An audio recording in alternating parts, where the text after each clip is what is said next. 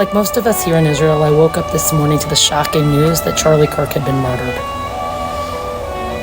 This was devastating, not just because how sad it is and how tragic for his wife and his little kids, but because this is also a hit to American democracy. America's often held up as like the world standard of the most tolerant, democratic place in the world.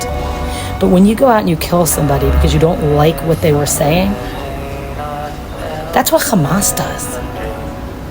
That is what happens in Islamic Sharia law regimes.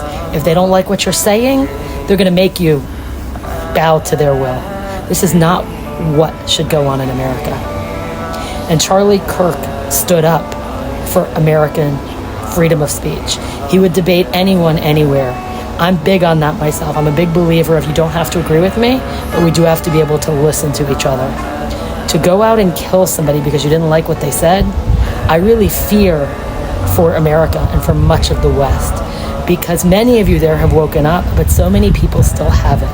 And while they might think that Israel is this horrific genocidal regime, what you guys don't realize, or what many of you don't realize, is that we are fighting your war. The war that we're fighting is coming for America next. And the murder of Charlie Kirk is showing you that. Even worse, I saw people writing things online like, "Rest in hell, Charlie." Again, how do you celebrate somebody's death? A husband, a father of little kids. How do you celebrate that? You know, I may have very strong opinions. I may believe the things that I believe, but I would never go, like you guys know, I completely am against allowing Palestinian Authority Arabs into my community ever again to work. And there are people here doing it. And you know what? Someone in my community went and defaced a poster.